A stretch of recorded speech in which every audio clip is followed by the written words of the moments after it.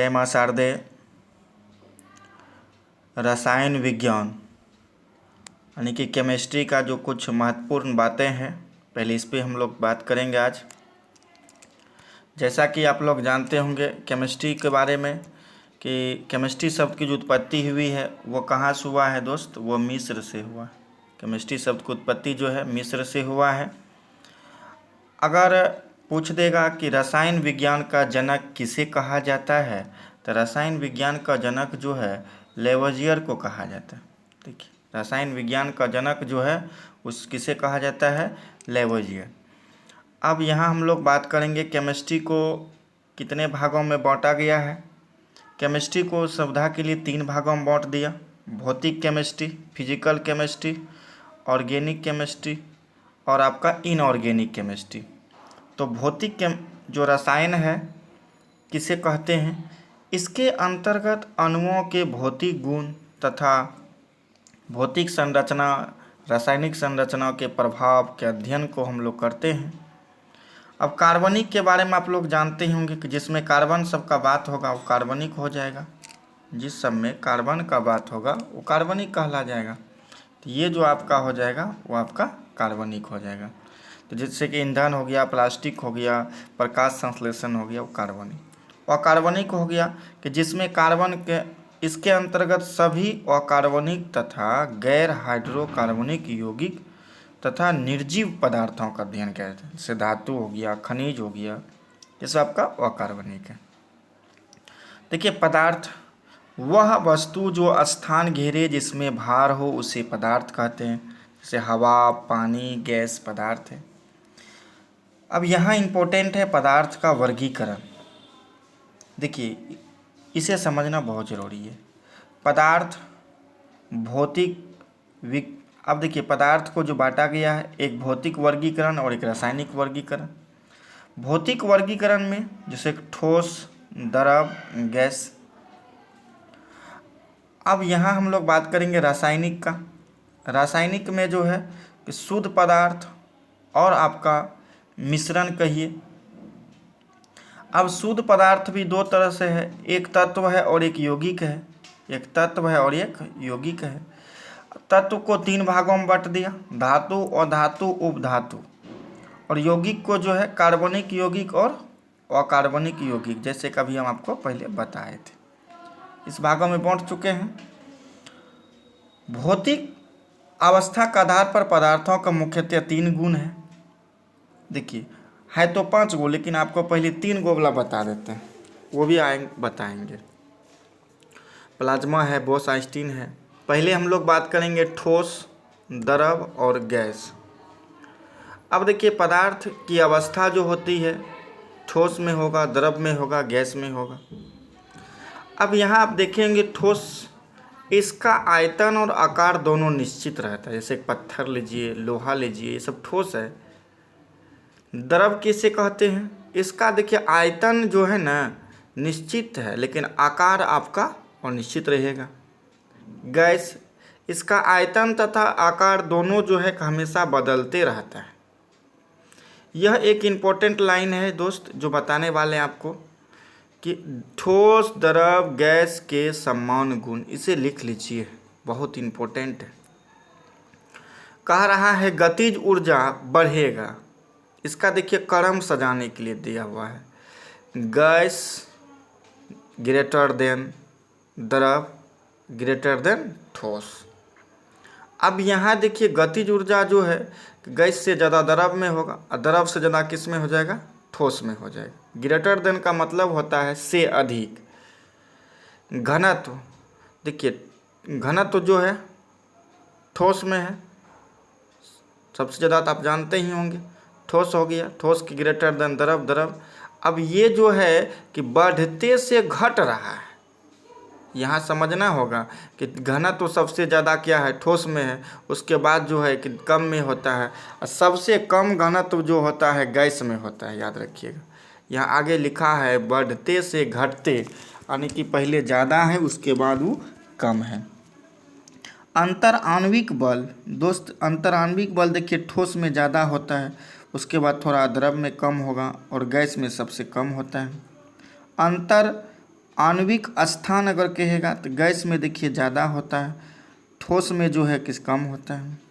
अब यहाँ एक क्वेश्चन आया था संसंजक बल। देखिए ठोस में जो होता है संसंजक बल ज़्यादा होता है और गैस में जो होता है सबसे कम होता है। संपीड़ितता, देखिए गैस में सबसे अधिक होता है संपीड़ितता। गैस को आप पूरे एकदम दाब के साथ छोटी गैस में भर सकते हैं सिलेंडर में। दृढ़ता, वह गुण जिसमें पदार्थ टूटने से अपने ऊपर वाले प्रभाव विरोध करता है।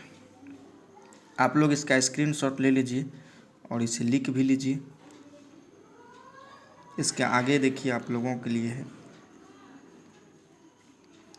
अब कहता है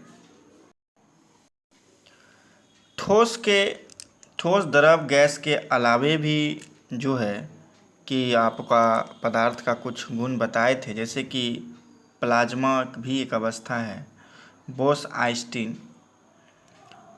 अब यहाँ से क्वेश्चन जो इम्पोर्टेंट है दोस्त उसके बारे में हम बात करेंगे। आप इस पीडीएफ को अच्छी तरह से देख लीजिए। अब पदार्थ में दो प्रकार का परिवर्तन है, एक भौतिक परिवर्तन और दूसरा है रासायनिक परिवर्तन। अब देखिए यहाँ से क्वेश्चन आता है कि भौतिक परिवर्तन में क्या होता है, पुनः पदार्थ को फिर से प्राप्त कर सकते हैं, परिभाषा जो कि लिखा हुआ है। रासायनिक परिवर्तन में क्या होता है दोस्त, जैसे कि हम लोग एक बार अगर कोई पदार्थ है अगर रासायनिक परिवर्तन हो जाएगा तो फिर वो पदार्थ नहीं बन सकता, जैसे लोहे में जंग लगना। अब यहाँ थोड़ा दोस्त इम्पोर्टेंट लाइन है, आप लोग इसको गौर करेंगे कि यहाँ जो क्वेश्चन है दोस्त कि भौतिक और रासायनिक पदार्थ में परिवर्तन, ये आपके लिए बहुत इम्पोर्टेंट है। अब देखिए बर्फ CO2 से सूखे बर्फ का बनना या बर्फ का पिघलना, ऐसे भी कहिए, पानी से बर्फ बनना, पानी का वाष्प बनना, चीनी या नमक का मिश्रण, कपूर का जलना, रेत का पानी में विलयन, लोहे का चुंबकीयकरण, ये सभी आपका जो है कि भौतिक परिवर्तन, ये बहुत इंपॉर्टेंट है। इसे आप लोग थोड़ा सा नोट कर लीजिए, जहाँ इंपॉर्टेंट रहता है वहाँ लाइन लगा देते हैं आपको लिए। रासायनिक परिवर्तन, देखिए रासायनिक परिवर्तन क्या होगा कि मक्खन का खट्टा होना, वही बताए थे अभी आपको, दूध का दही बनना। अब मोमबत्ती का जलना, अगर देखिए पिघलना कहेगा तो भौतिक हो जाएगा, अगर जलना कहेगा दोस्त तो आपका क्या हो जाएगा, रासायनिक हो जाएगा। अगरबत्ती का जलना, खाने का पचना, लकड़ी का जलना, ईंधन का जलना, लोहे पर जंग लगना, दूध से दही का पिघलना, फास्फोरस को केरोसिन तेल में डालना, ये सब आपका क्या हो जाएगा दोस्त, सभी जो है रासायनिक परिवर्तन है। आप लोग इसे अच्छी तरह से एक बार ध्यान से देख लें। ये सभी आपका NCERT का है। लोहे में जंग लगना, देखिए लोहे में अगर आपका जंग लगता है तो इसमें क्या क्या कंडीशन हो सकता है। लोहे पर जंग लगना रासायनिक परिवर्तन कहलाता है। लोहे पर जंग ऑक्सीजन और नमी की उपस्थिति में लगता है। लोहे पर जंग लगने में उसका भार बढ़े, ये क्वेश्चन देखिए BPSC शिक्षक में भी आया था कि लोहे पर जंग लगने में उसका भार, ऑप्शन घटेगा बढ़ेगा, इनमें से कोई नहीं। तो याद रखिएगा कि लोहे में अगर जंग लगेगा तो उसका भार ऑलरेडी जो है कि बढ़ जाता है। लोहे पर जंग लगने से उनकी आयु जो है घटती है, लेकिन भार कहेगा तो बढ़ेगा। लोहे को जंग से बचने के लिए जस्ता का लेपन किया जाता है, यह प्रक्रिया जस्ताकरण, बहुत इंपॉर्टेंट दोस्त। देखिए 9th का केमिस्ट्री NCERT में डिटेल है। लोहे को जंग लगने से बचने के लिए क्या किया जाता है, उसे जस्तीकरण यानी कि जस्ते का लेप लगाया जाता है। लकड़ी को कीड़े मकोड़े से बचाने के लिए उस पर ZnCl2 जिंक क्लोराइड का लेप लगाया जाता है। जस्ते की कमी से धान में खेरा रोग होता है, बहुत इंपॉर्टेंट है। देखिए धान उन देखे होंगे, खेरा रोग कैसे होता है तो आप जान लीजिए, जस्ते की कमी से कौन रोग होता है, खेरा रोग होता है।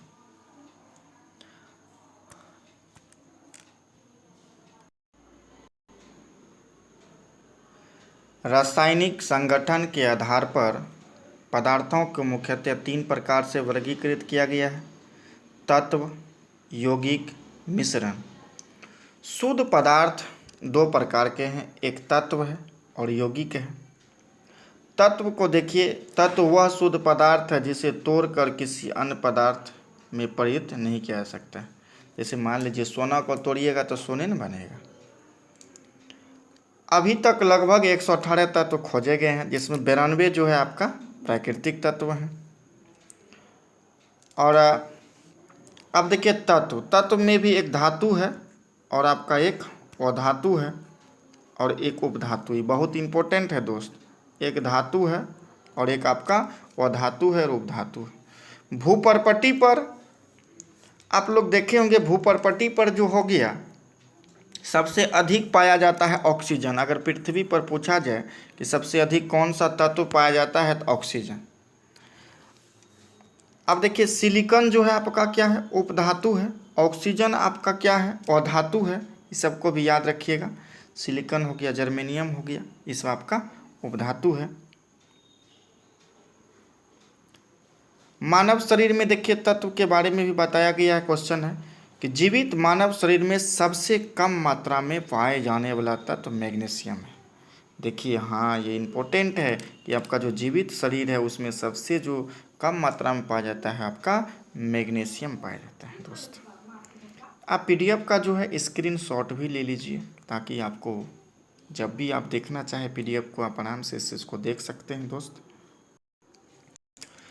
यौगिक देखिए, यौगिक से पता चल रहा होगा कि जब 2 या 2 से अधिक जो है ना निश्चित अनुपात में मिलाया जाए तो ही आके क्या होगा, कुछ बनेगा। तो इसे हम लोग क्या कहते हैं, यौगिक कहते हैं।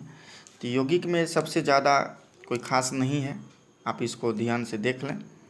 जहाँ इम्पोर्टेंट है दोस्त, थोड़ा सा परमाणुकता के बारे में हम बात करते हैं कि जैसे कि किसी तत्व या यौगिक में एक अणु के निर्माण में प्रयुक्त होने वाले परमाणु संख्या तथा उसके अलावा जो यौगिक की परमाणुकता कहलाता है उसे बांटा गया है। देख लीजिए, ये पूछा गया क्वेश्चन था, इस पे थोड़ा चर्चा हम लोग कर देते हैं। देखिए आपका जो आर्गन है, आर्गन में जो होता है एक अणु परमाणुओं की संख्या जो है 1 है और वहाँ एकल परमाणु है। हीलियम में जो है एकल परमाणु पाया जाता है, आयरन में भी एकल परमाणु है, हाइड्रोजन में जो है आपका द्विपरमाणु है, क्लोरीन में जो है द्विपरमाणु है। और देखिए जल यौगिक, जल जो है उसमें त्रिपरमाणु है, याद रखिएगा वहाँ लिखा हुआ है 3 भी है। अमोनियम में जो है ये क्या है आपका चतुर्थ परमाणु है। सल्फर सबसे अधिक जो है आपका दोस्त, सल्फर में जो है आपका कितना है देख लीजिए, सल्फर में जो है आपका 8 परमाणु है, ये जो है बहुपरमाणुक है। मानव शरीर में उपस्थित यौगिक का क्रम देखिए, मानव शरीर में कौन कौन होता है, जल होता है, प्रोटीन होता है, फैट होता है, हाइड्रोकार्बन होता है। अब यहाँ एक क्वेश्चन देखिए, कई बार ये आया हुआ क्वेश्चन था, जल का प्राकृतिक समान गुण। जल एक यौगिक है, परमाणु का क्रम जो होता है 2:1 है, परमाणु भार का क्रम जो है 1:8 होता है। काहे कि देखिए H2O है, H2H है और 2 हो गया, O का 16 होगा, रेशियो में कटने के बाद आपका 1:। परमाणु अगर भार कहेगा का अनुपात पूछेगा तो 1:8 होगा। परमाणु संख्या 3 है, तत्वों की संख्या इसमें 2 है। अब दोस्त हम लोग बात करने वाले हैं कि पानी कितने डिग्री पे जमता है, उसको हम लोग हिमांक कहते हैं। 0 डिग्री सेल्सियस पे जमता है, 273 डिग्री केल्विन में कहेंगे, और 0 डिग्री आपका जो हो गया अब 32 डिग्री फ़ारेनहाइट पे वो जाके क्या हो जाएगा, जम जाएगा। बॉइलिंग, क्वथनांक को हम लोग बॉइलिंग कहते हैं। अब देखिए क्वथनांक में जो क्या हो जाएगा आपका कि ये जो क्वथनांक है 100 डिग्री पे उबलता है, 373 केल्विन जो पर जो है ये उबलता है। अगर फ़ारेनहाइट कहेगा तो जाके आपका हो जाएगा 212 फ़ारेनहाइट। छोटी छोटी बातों को पहले जानना। अब यहाँ हम लोग बात करने वाले हैं दोस्त निष्पादन के।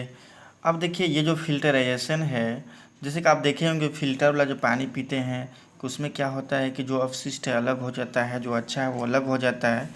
तो एक तरह से इसे छनन भी कहते हैं, खनन भी कहते हैं कुछ। जैसे कि आप लोग कभी देखे होंगे कि चालनी से जो छानते हैं, तो यही आपका निष्पादन है। हम लोग परासरण, यहाँ इम्पोर्टेंट लाइन है देखिए, परासरण में जो होता है विलयन के अणु की सांद्रता के घोल में अधिक सांद्रता वाले गति की ओर करता है। इसे हम लोग परासरण कहते हैं। अब यहाँ सबसे ज़्यादा इम्पोर्टेंट आपके लिए समुद्री जल से आसुत जल बनता है, याद रखिएगा, समुद्री जल से आसुत जल बनना है। अब यहाँ एक बहुत ही इम्पोर्टेंट बात है आपके लिए आ गया है, ठोस द्रव गैस का जो प्रभाव है वो हम बताने वाले हैं दोस्त। ठोस द्रव गैस का प्रभाव इसमें कैसे होता है, देखिए, ठोस बर्फ मान लीजिए ठोस है, बर्फ से पानी का बनेगा तो ये क्या होगा, गल गया अगर, तो ये क्या क्या कहलाएगा आपका, जान लीजिए, ये आपका भौतिक परिवर्तन हो रहा है। अब यहाँ एक क्वेश्चन है कि ठोस का द्रव में बदलना गलना कहलाता है। देखिए जैसा कि देखिए लिखा हुआ है, ठोस से द्रव बनेगा तो गल गया, द्रव से ठोस में बदलना, हाँ द्रव है ठोस में बदलना, तो ये जमाव कहलाता है, जम गया। ठोस का सीधे गैस में बदलना, ये क्या कहलाता है, कोई बताइए हमको। अगर कोई गैस है, देखिए अगर कोई गैस है, गैस आपका जो है कि किस में बदल गया, कि ठोस में बदल गया, इसको हम लोग क्या कहेंगे, डिपोजिशन कहलाता है ये। अब देखिए द्रव का वाष्प में बदलना, ये वाष्पीकरण कहलाता है। अब यहाँ हम लोग पहले भी पढ़े थे एक बार दोस्त कि वाष्प का द्रव में बदलना संघनन कहलाता है। देखिए ये क्या है, वाष्प है और वाष्प को गैस में बदल दिया जाता है, तो ये संघनन कहलाता है। ठोस द्रव गैस, ये वाष्पीकरण प्रक्रिया है, और गैस द्रव ठोस, ये ऊष्माक्षेपी प्रक्रिया है। इस प्रक्रिया का आप लोग अच्छी तरह से याद कर लीजिए कि ये जो है कि ठोस से द्रव बनेगा, द्रव से गैस बनेगा, इसे हम लोग क्या कहते हैं, ऊष्माशोषी प्रक्रिया कहते हैं। गैस देखिए उल्टा हो रहा है, पहले गैस था, गैस से द्रव बना, द्रव से ठोस बना, तो इसे हम लोग का क्या कहते हैं, ऊष्माक्षेपी कहते हैं। इसमें कन्फ्यूजन नहीं होना चाहिए बच्चे को। अब दोस्त हाइड्रोजन और हीलियम से भरा गुब्बारा ऊंचाई पर जाने पर फट जाता है, इसके बारे में जान लीजिए। गुब्बारे में कौन सा गैस भरा जाता है, हाइड्रोजन भी भरा जाता है और हीलियम भी भरा जाता है। अब हम लोग बात करेंगे H2 सबसे पहले फटेगा। अब यहाँ जान लीजिए कि अगर हाइड्रोजन भर दिए, हीलियम भर दिए, तो कौन गैस पहले फटेगा, तो हाइड्रोजन वाला जो है पहले फट जाएगा, अधिक दूर जाएगा। N2 सबसे कम ऊपर जाएगा, नाइट्रोजन वाला जो होता है वह सबसे कम ऊपर जाएगा। इसी तरह से दोस्त आपके लिए अब इम्पोर्टेंट क्वेश्चन है, अब पूरे वीडियो को हम इसमें बता दिए हैं। एक मेरा चैनल है जो इस पे हम आपको बताएंगे, वीडियो को शेयर कर दीजिए एक बार। VMC मैथ पे हम आप लोगों के लिए वीडियो बना रहे हैं, यह मेरा एक चैनल है। साइंस का पूरा टाइप बाय टाइप, अगर PDF चाहिए तो मेरा एक नंबर है, इसे आप नोट कर लीजिए और इस पर आप मैसेज कीजिए व्हाट्सएप नंबर पर, PDF मिल जाएगा। 8271333909।